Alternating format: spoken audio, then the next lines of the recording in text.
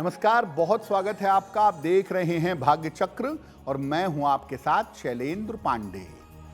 ज्योतिष में तमाम समस्याओं के समाधान के लिए सूर्य देव को जल चढ़ाने की बात कही जाती है, लेकिन अक्सर हम लोग जल तो चढ़ाते हैं लेकिन पूरा लाभ नहीं पाते, क्योंकि हमें सूर्य को अर्घ देने के, जल अर्पित करने के नियम नहीं पता हैं। तो आज आपको सरल भाषा में बताएंगे कि सूर्य देव को अर्घ कैसे दें, जल कैसे अर्पित करें कि आपको लाभ हो। हम आज बात कर रहे हैं सूर्य देव की। तो सूर्य की स्थिति अपनी कुंडली में मजबूत करने के, सूर्य की स्थिति को बेहतर बनाने के सरल तरीके और उपाय क्या हैं? देखिए, आपकी कुंडली के सूर्य को बहुत सारे तरीकों से मजबूत किया जा सकता है, लेकिन सूर्य को अगर आप अर्घ देते हैं, जल देते हैं, तो सूर्य हर तरह से अनुकूल हो जाता है। सूर्य को देखते हुए जल चढ़ाने की प्रक्रिया को अर्घ देना कहा जाता है। और बड़ी अद्भुत बात यह है कि जल चढ़ाते हैं सूर्य को, लेकिन जल चढ़ाने से सूर्य के साथ साथ 9 के 9 ग्रह मजबूत हो जाते हैं। मात्र नियमित रूप से आप सूर्य को अर्घ दें तो जीवन की लगभग हर समस्या का समाधान आप कर सकते हैं। इसीलिए ज्योतिष के बाकी तमाम उपायों के साथ सूर्य को अर्घ देने की बात कही जाती है, ताकि आप अपने शरीर से, अपने मन से और अपने ग्रहों से बेहतर हो सकें। तो आपने ये तो समझ लिया कि सूर्य को अर्घ देना यानी जल देना कितना महत्वपूर्ण है, और हम सबको अपनी स्थिति के अनुसार सूर्य देव को अर्घ देना चाहिए। अब ये जानते हैं कि सूर्य को अर्घ देने की विधि क्या है और इसके नियम क्या हैं। सबसे सही अर्घ्य होता है कि आप नदी में खड़े होकर सूर्य को अर्घ दें, वैसा भी कर सकते हैं, और घर पर पात्र से, लोटे से भी अर्घ दे सकते हैं। उगते हुए सूर्य को अर्घ देना यानी सूर्य जब उग रहे हों, लालिमा हो, उस समय अर्घ देना सर्वोत्तम होता है।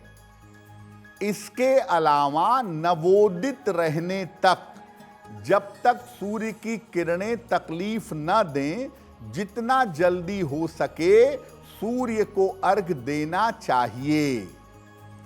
जल देने के पहले व्यक्ति का स्नान कर लेना जरूरी है। स्नान करके जल चढ़ाएं ताकि आपका शरीर सूर्य की रोशनी को ठीक से ग्रहण कर सके। अर्घ देते समय अगर आप सफेद वस्त्र धारण करें तो इसके परिणाम सर्वोत्तम मिलेंगे। किसी भी धातु का लोटा हो, पीतल का, तांबे का, कांसे का या मिट्टी का बड़ा पात्र हो, उससे जल देना सबसे ज्यादा बेहतर होता है। सबसे महत्वपूर्ण बात जो आपको जाननी है वो ये है कि सूर्य देव को अर्घ देते समय, जल देते समय किन किन सावधानियों का पालन करना चाहिए। देखिए, पहली बात आपको बताया कि उगते हुए सूर्य को जल देना सबसे अच्छा है। तो सुबह जल्दी से जल्दी आप सूर्य को अर्घ दें, तभी इसका लाभ होगा। आप 11 बजे सो के उठते हैं और 12 बजे सूर्य को अर्घ देते हैं, तो साइकोलॉजिकल फायदा भले हो उतना लाभ नहीं होगा। सूर्य की रोशनी जब चुभने लगे, धूप से तकलीफ होने लगे, तब जल देने से लाभ नहीं होगा कि आप दौड़ते भागते जाते हैं, तीखी धूप में खड़े होते हैं, जल चढ़ाते हैं, तुरंत भाग लेते हैं। कम से कम सूर्य को जल चढ़ा के आधा मिनट, 1 मिनट सूर्य के सामने खड़े रहिए हाथ जोड़कर, तो आपको लाभ होगा।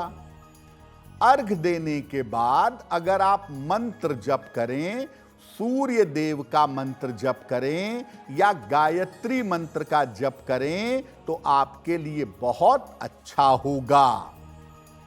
और बिना स्नान किए हुए अर्घ नहीं देना चाहिए। स्नान करेंगे तभी सूर्य की किरणें आपका शरीर एब्जॉर्ब कर पाएगा। अगर जल चढ़ाने के बाद इसके छींटे आपके पैरों पर पड़ते हैं तो लोग कहते हैं पाप हो गया, अपराध हो गया। ऐसा कोई दोष नहीं है।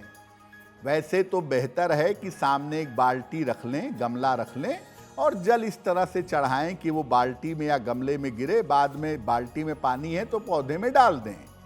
लेकिन अगर आपके पैर पे 2-4 छींटे पड़ जाते हैं तो यह कोई पाप नहीं है, क्योंकि सूर्य का जल चढ़ाना धार्मिक से ज्यादा वैज्ञानिक प्रक्रिया है। जो लोग सूर्य देव को अर्घ देते हैं उन्हें अपने पिता और अपने परिवार का विशेष सम्मान करना चाहिए।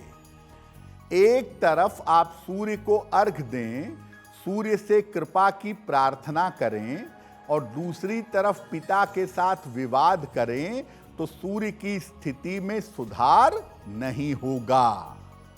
अब आपको बताते हैं कि अपनी अलग अलग मनोकामनाओं को पूरा करने के लिए, अपने विशेष उद्देश्यों को पूरा करने के लिए सूर्य देव को अर्घ कैसे देंगे। देखिए, शिक्षा और एकाग्रता अगर आप चाहते हैं तो जल में 1-2 बूंद नीला रंग मिला लीजिए या स्याही इंक मिला लीजिए, नीला जल सूर्य को अर्पित करिए। स्वास्थ्य चाहते हैं, एनर्जी चाहते हैं, आलस्य को दूर करना चाहते हैं, तो जल में रोली या लाल चंदन मिलाकर जल दीजिए।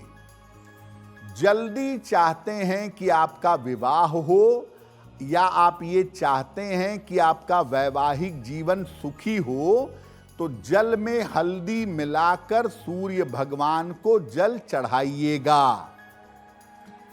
इंटरव्यू में अगर आप सफलता चाहते हैं तो इंटरव्यू के थोड़े दिन पहले से जल में लाल गुड़हल का फूल डालकर सूर्य भगवान को अर्घ दीजिएगा। पितरों की शांति चाहते हैं या जीवन में बड़ी बाधाओं को दूर करना चाहते हैं, तो जल में जरा सा तिल और अक्षत मिलाकर जल चढ़ाइए। इससे पितरों को शांति मिलेगी, आपकी अज्ञात बाधाएं दूर होंगी। और जीवन में हर तरफ से अगर लाभ चाहते हैं तो सादा जल, प्लेन वाटर सूर्य देव को अर्पित करिएगा, निश्चित रूप से आपको लाभ होगा।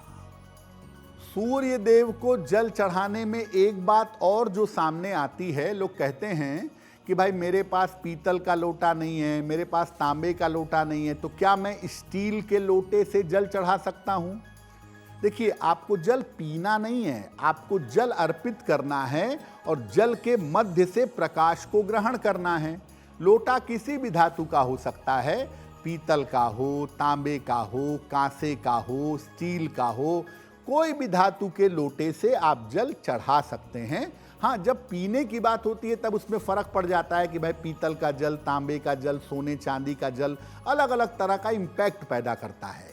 लेकिन जब सूर्य देव को जल चढ़ाना है तो वहाँ पे आपको लाभ लेना है सूर्य के प्रकाश से, जो जल के बीच से होके आपके शरीर में प्रवेश करेगा।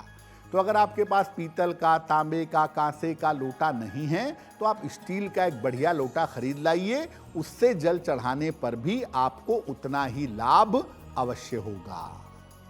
अब वक्त हो गया है ऐसा क्यों का। ऐसा क्यों में हम आपके मन और जीवन की तमाम जिज्ञासाओं का समाधान करने का प्रयास करते हैं।